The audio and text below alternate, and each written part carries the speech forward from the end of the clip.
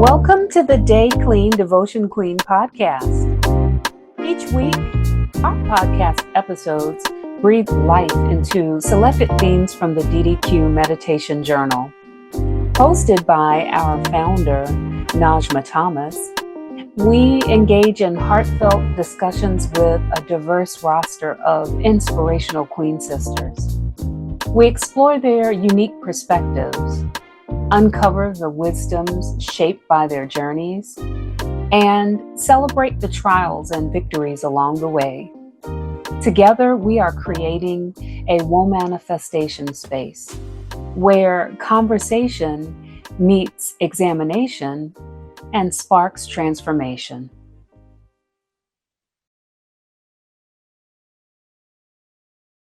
So today's featured guest needs no introduction as far as I'm concerned, but I'll give you just a brief intro to Clarenda Pharmacy Stanley. That's Farmer C. Stanley. She's a visionary entrepreneur, a farmer, an herbalist, and a staunch advocate for ethical business and sustainable living. Known affectionately as Farmer C, she is the founding CEO of Green Heffa Farms, a wonderful wellness brand and herb farm that celebrates the power of nature to heal and nourish. Pharmacy was raised on her maternal grandparents' farm with an awarded professional background in marketing and environmental fundraising and a deep and profound respect for the earth. Pharmacy dedicates her life to promoting holistic health and wellness, practices that honor the interconnectedness of all living things. Now, beyond her work as an executive, a farmer, and herbalist, Pharmacy is a passionate educator and community leader. And you're going to hear that throughout our conversation.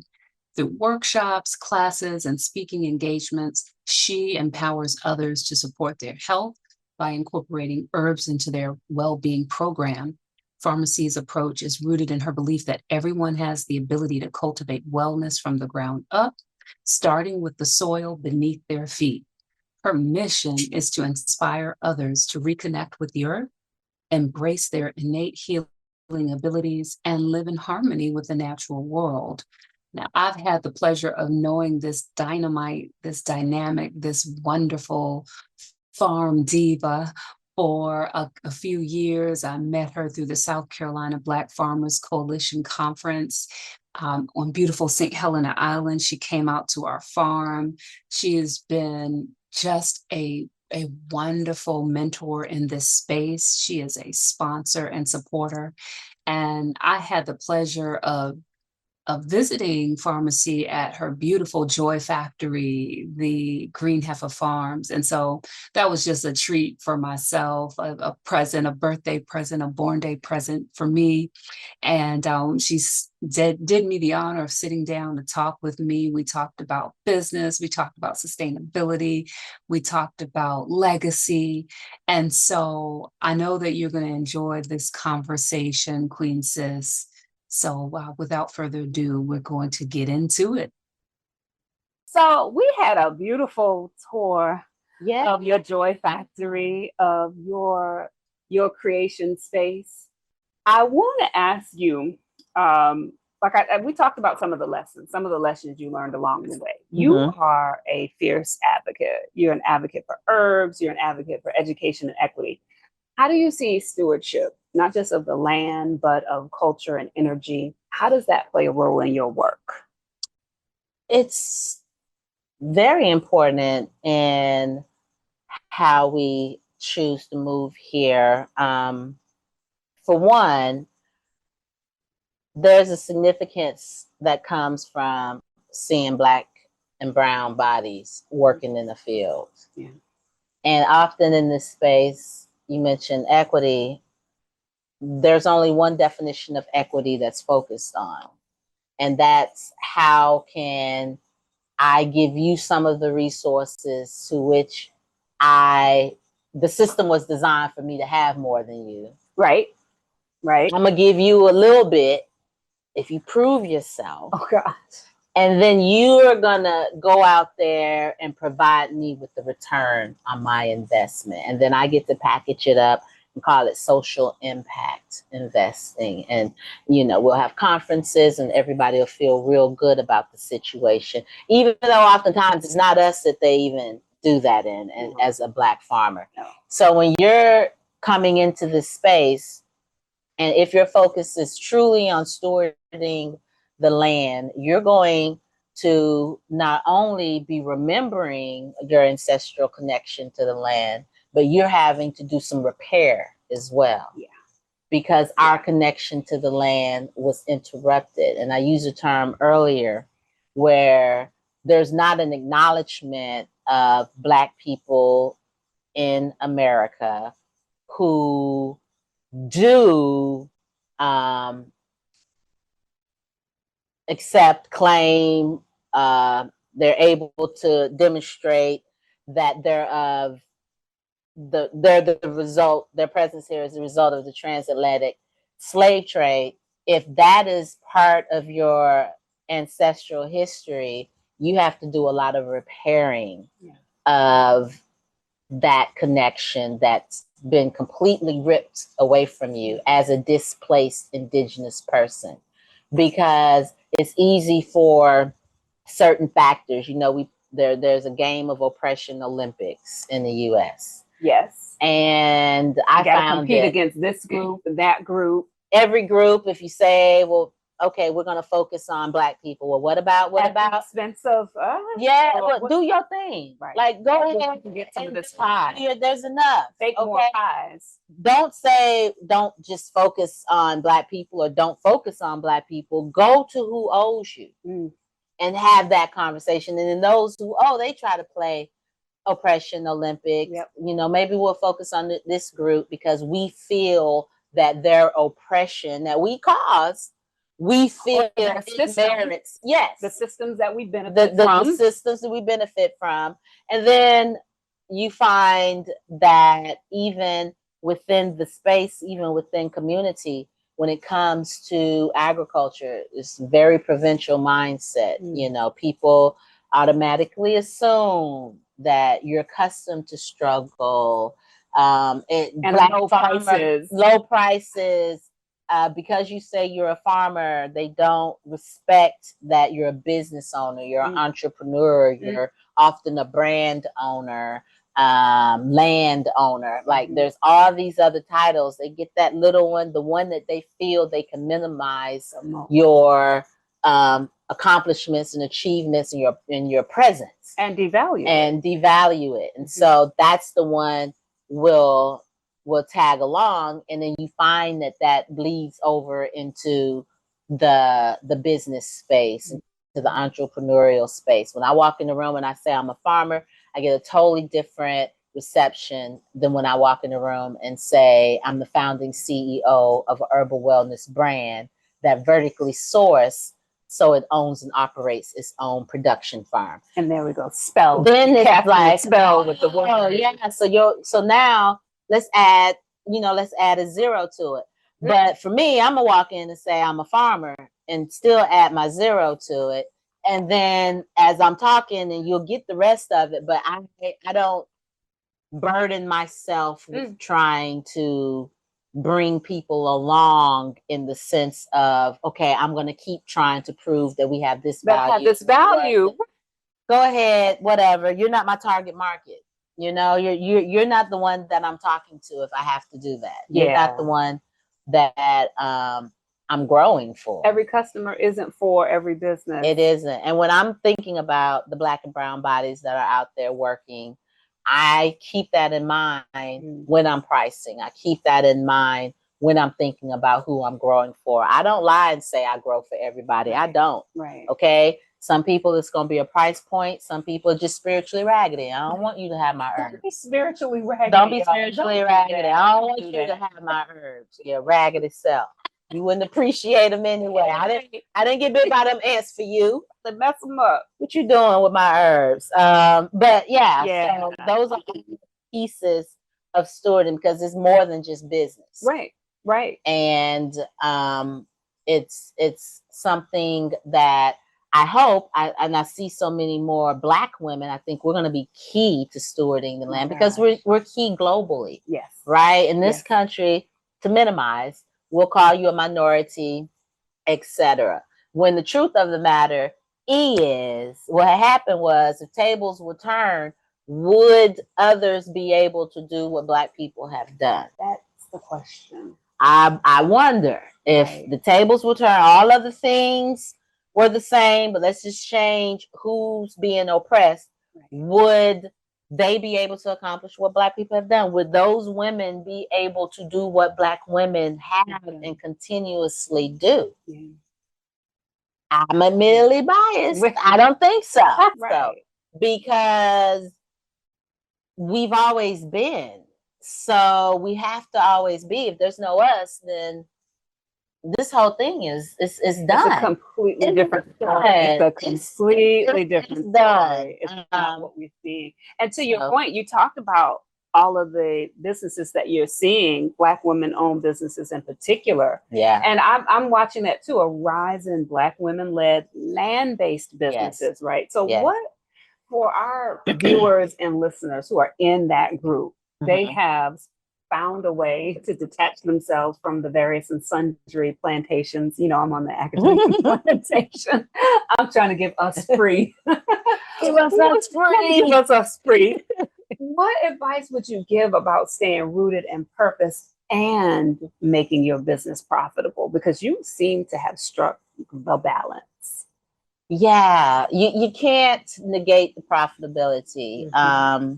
We were talking earlier where I was sharing that a lot of times, or not sometimes, the thought process is I'm going to, in agriculture, I have people that reach out. I'm going to start a farm and I'm going to grow fresh produce for poor people. And I say that is very noble, that is magnanimous, and you are going to be broke as hell. Yeah, go ahead. You are going to be poor.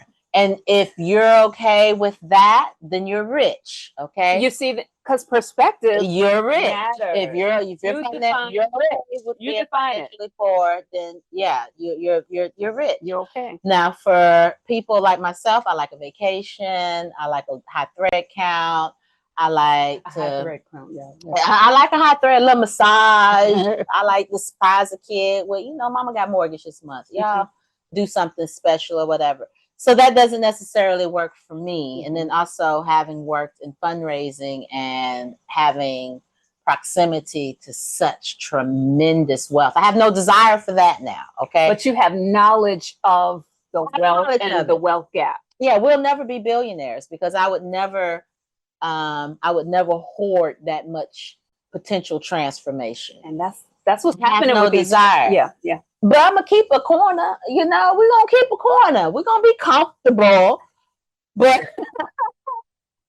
comfortable. But, you know, we're not gonna be the type to try to just keep all of that potential ability to transform. I consider us to be vessels for transformation. It can flow through. Yes. And even, you know, here at Green Heffa Farms, we're able to be a vessel. And as that wealth flows through, you know, some will stick to you and then the rest keep going, put it back out there, and then it can continue to be able to have positive impact. But the way to do that, I have firm boundaries. Okay. And I stay away from extractive energy. I try to. No extractive energy. No extractive energy. I'm a giving person. I'm a generous person. I love to give. But I have learned that you cannot give at the risk of your own well-being. Yeah. People will brag and say, I'll give you the shirt off my back. I will give you the shirt off my back if I got another shirt that I like to wear. That you like to wear. Otherwise, let me give you the shirt that I like to wear because you don't have a shirt. Why am I giving you my shirt that I like to wear? And I got two shirts. Or better yet, you know what? Here, I don't want to give you the shirt off my back. I'd rather be able to give you 20 and go get you a shirt. Go get you a shirt. And that's a deprogramming, reconditioning for for us, Black we're women in conditioned to particular. be long suffering. Long I'm suffering. yet holding on. We're not doing that. We're not. No, abort the suffering. Abort the suffering. You're getting off the suffering struggle bus. No. Not the mode of transportation that is most suited for us.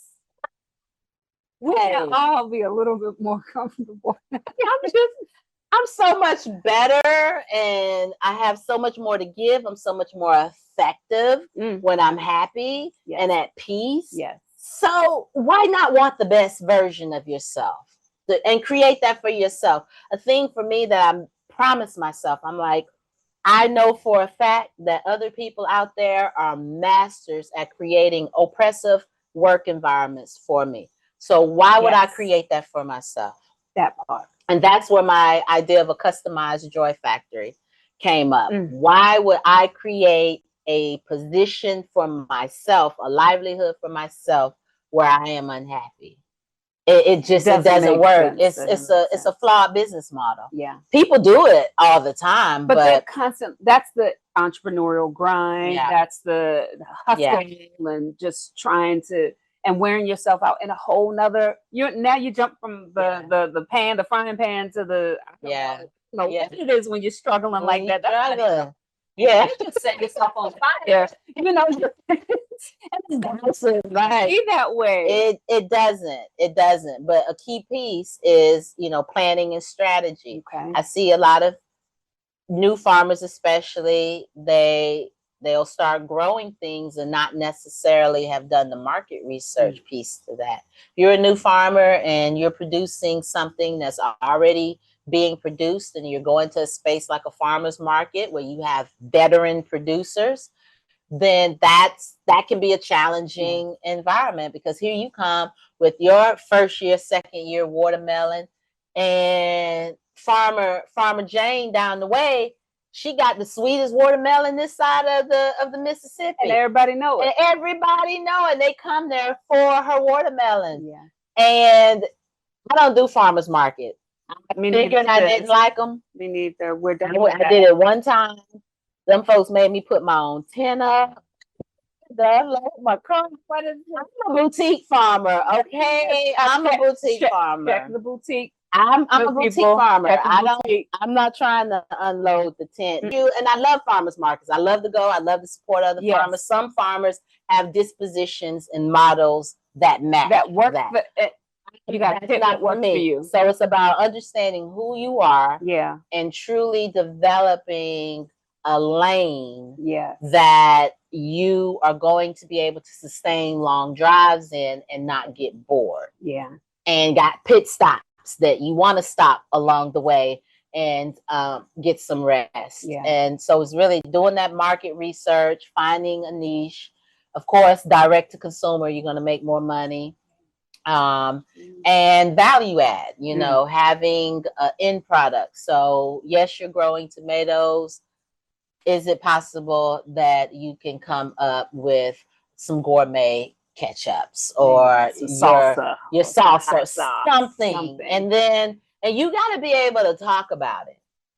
It's one of those things where people will have an entire conversation with you and you not even know that they have a product. And when it comes, especially in the food-based, agricultural-based space, you got to be able to talk about your things, because again, they're going to be ready to minimize you. Yeah. You're a farmer. They're not going to even wonder, do you have any type of shelf-stable products? They're not going to look at you as a vertically scaled manufacturer. They're gonna ask you how to make their cucumbers grow. Yeah. Which, not knocking that. No, but good cucumbers is wonderful. It's good. I don't know. I've never grew a cucumber before. It's my money growing herbs, and I go to the cucumber farm. You get that for their price. I'm not trying to bargain with you, because I know your price to get those cucumbers. Your price is your price. Yeah. So I heard, to get this balance, to strike this balance, first of all, you are self-aware. You got your boundaries. You did planning. You got the marketing. So all of these pieces that are happening, and you you know, this is try to just 7 years in. It's not overnight. I grew slow. I made mistakes. Yeah. But because I paid as I went, I was the only one who had to eat that mistake. I didn't make a mistake and I still owe, you know, someone over here. Yeah. And you got to deal with the consequences of my mistake. And so that means everything isn't shiny. Everything isn't perfect. I bought both of my pickup trucks used. I bought both of my tractors used. This building I had moved here. At the end of the day, financially, this building is my 3 buildings. But you know, these are lessons that I've learned along the way, and I gave myself the grace to learn how to grow well. That's beautiful. Give yourself the grace to know how to grow well. Yes. Yeah. Your business, you as a business owner, you know, you're going to be in a lot of different roles. You're going to be the chief executive. You're going to be the employer. You're going to be the person who's making sure the administrative pieces oftentimes are handled. The crop reports are filled out. The certifications are completed. Starting out, you're going to be many people are going to be responsible for their books. I've been able to grow some now where I do have like a website designer. I have an accountant. I have a corporate attorney to handle some things. But you didn't have that right away. I didn't have it right away. I didn't have it right away. And it comes at a cost of, that means I got fewer people maybe producing in the field. So it's a balance, but you've got to give yourself grace to understand that, because when you're starting a farming business, many times you're not only immediately expected to be the horticultural expert, learning how to produce whatever it is, you're also the soil scientist, the waste management person, the branding, the marketing, the social media content. You're going to be the person that even, you know, I'm the person that studies the plants to say, this is what we're going to grow. This is what we're going to produce. I'm the one who's working with the herbs to create the different blends and things like that. Yeah. So depending on what your lane is, you got to give yourself time to be able to do that. Now, for me, I knew one thing growing up in a farming community.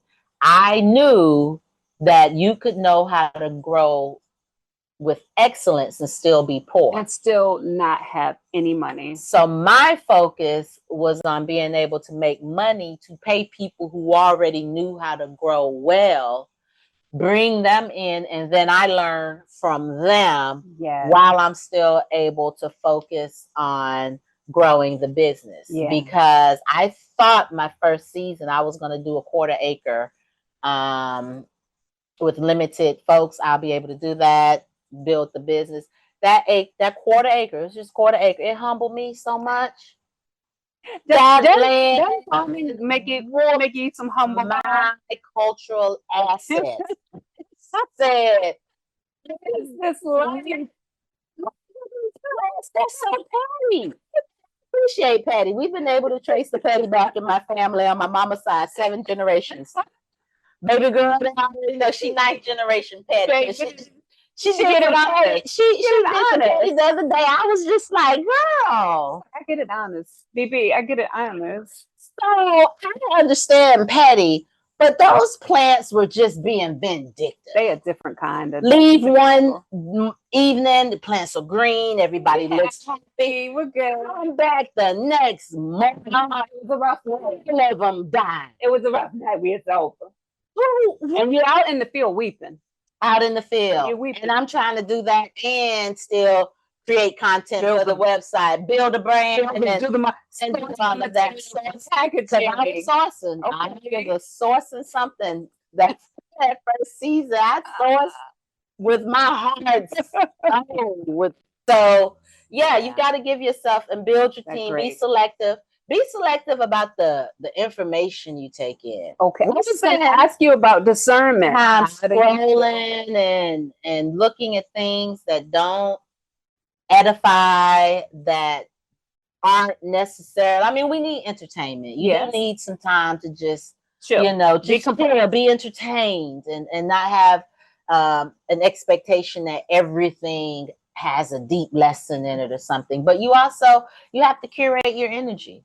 You have to curate your energy. You have to curate your energy here at the farm. We're not open to the public. Because I don't like everybody. Some people get on my nerves, and I specialize in nerve vines. Why am I taking all these herbs to be herbed and I'm perturbed and protect my nervous system just to have people come and test my healing? I don't want my healing tested. I like to just, there's enough going on. So we're appointment only. So I can curate the energy, and also because we're working farm. I need to be able to have farm operations taking place without the concern of, someone falling in a hole, or because it's a working farm. It's a working farm. But somebody else may have an agritourism model. So that's something different. Or maybe you have a retreat model. I mean, there's so many. So in my book, in your book, your forthcoming book, it is Black Girl's Guide to Building a Boutique Farm. And I'm not just focusing on herbs. I'm focusing on boutique farming. So boutique farming, high quality, low quantity, getting optimal compensation for what you're putting forth for your community, knowing who your community is, knowing who your customer base is. But also, it's really a business book. So I'm not focusing, I'm not telling you how to grow something or how to get your hens to produce more eggs.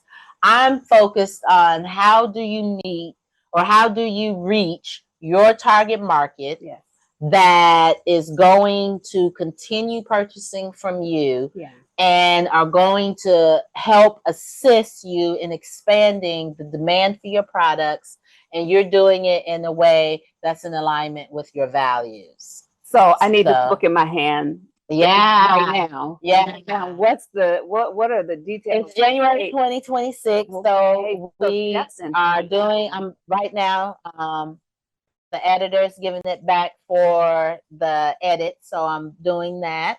But the manuscript in and of itself, it's complete. And so we're congratulations. Thank you. Congratulations. Doing that in addition to all of this, did you take a pause and congratulate yourself? I said earlier, document your journey. I've always documented. Okay. So all I had to do was go back and get my documentation, and there was a document your journey. And so I talk about in the book both your farming brand or your agriculture-based business brand, but I also talk about your brand. Okay. So that you can go and you can get the keynotes and you can do speaking if that's what you want to do. You can get the book deals and things like that.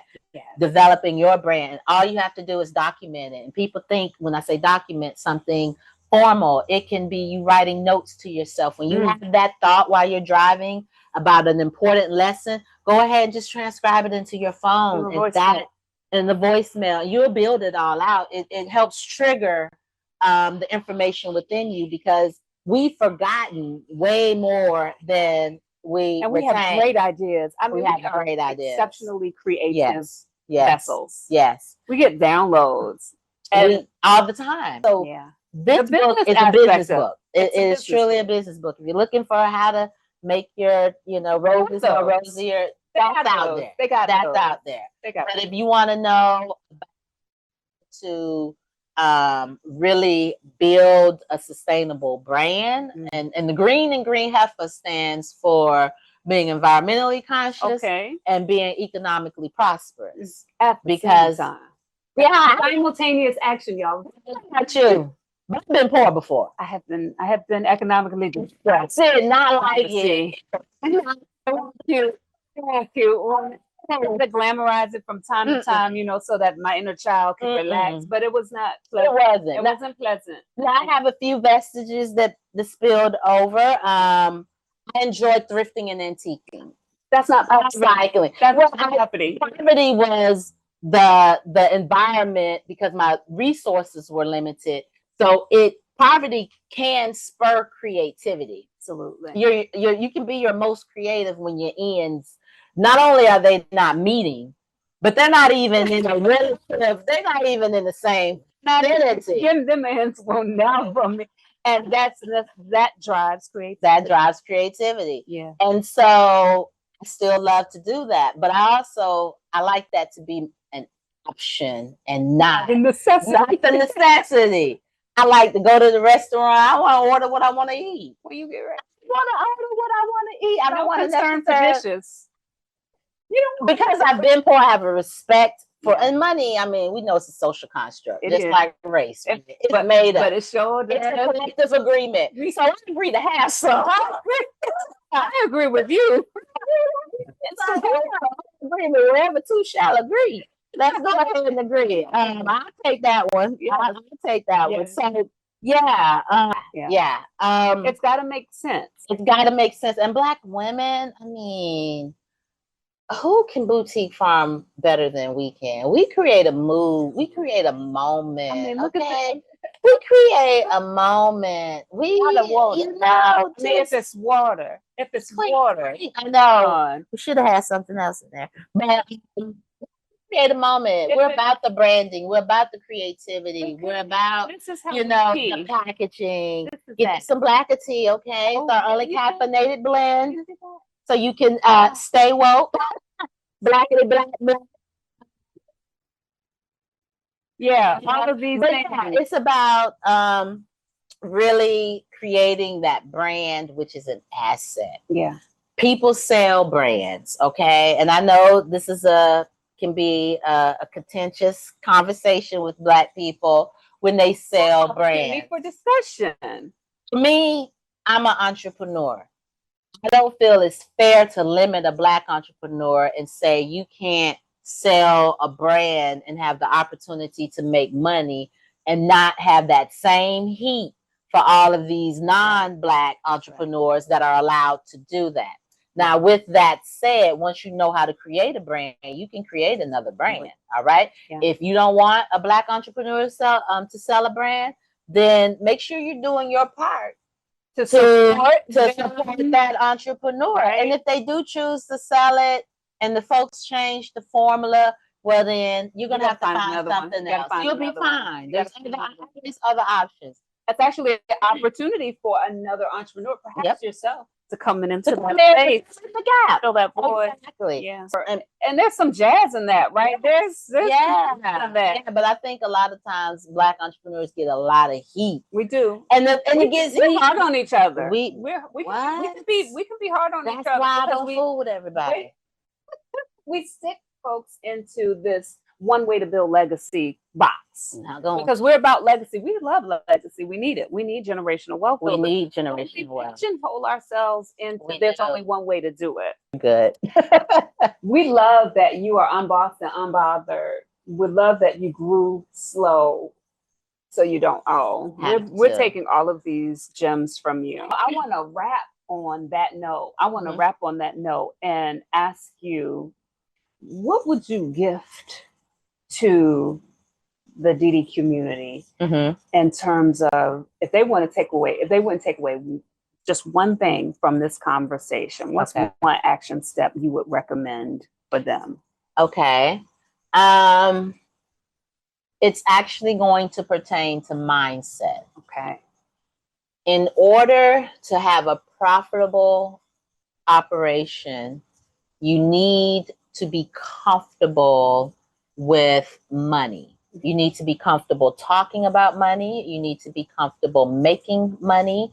You need to be comfortable being in charge of money, making money decisions. And a lot of times your attitude towards money can be reflected in your current money situation. Yeah.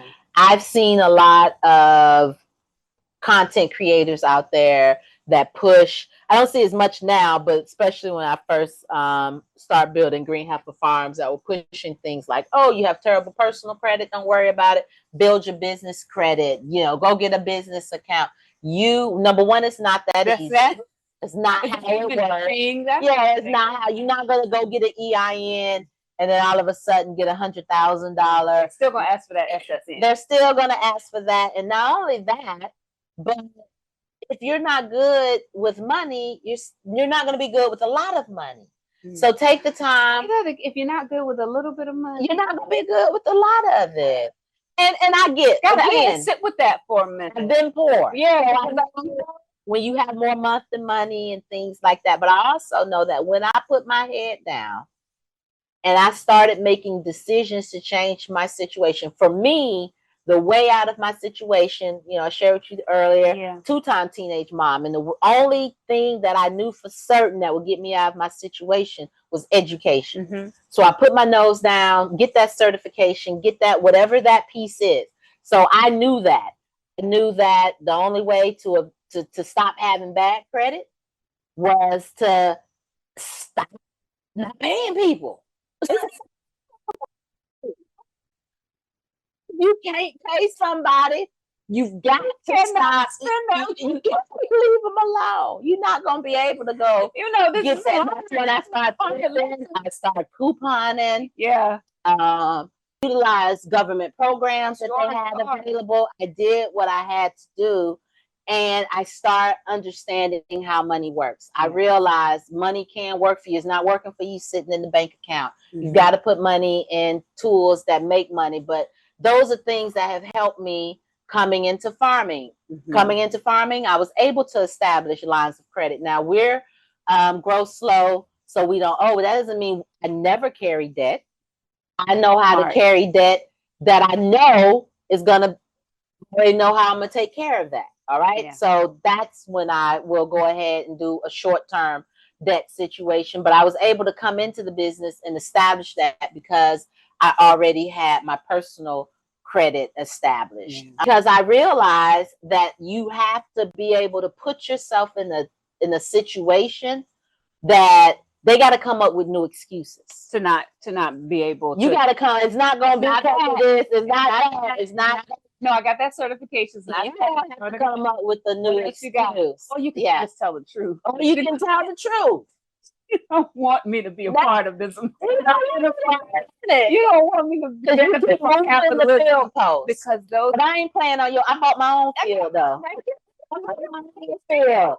So we good. We good. I don't even like kicking around pigskin anyway. Don't talk up my field. All that brain injury. Pay your teachers. And on that note, if y'all didn't get these gems, I don't know what to tell you. I don't know how to explain it better. This is very informal. It's organic. It's organic. Because it's organic. It is as we grow. It is as we produce. And so, there you have it. And I'm gonna get some footage of this wonderful space that I'm staying in so that you can live vicariously through me just a little bit. But you would be wise to put your bid in, try to come on down here to the Joy Factory that is Green Heffa. Air conditioning. It's like that good government air conditioning. It's cold. I had to turn it up a little bit. You know, I'm a summer girl. I like a little heat. Clarenda, Stanley, so much for coming. You so much. Thank you. Y'all, if you enjoyed this beautiful episode, and I know you did, don't keep it to yourself. Sharing is caring. Share with the follow EP Pharmacy. Follow daycleandevotionqueen.com. Follow Instagram. What's your other Instagram? Do you have a day? I do. Day Clean. Hey Queen Sis. Hey Queen Sis. When you're in the room with the marketing guru, like you better have your stuff together. She's like, drop your handles. You serve the people. They need it. It's needed. Tell the people how they can contact you, get in contact with you. You can find us either at Green Heffa Farm on Facebook, Instagram. I guess didn't believe in us as much, so no S on Instagram, or Farmer C. You know, like farm.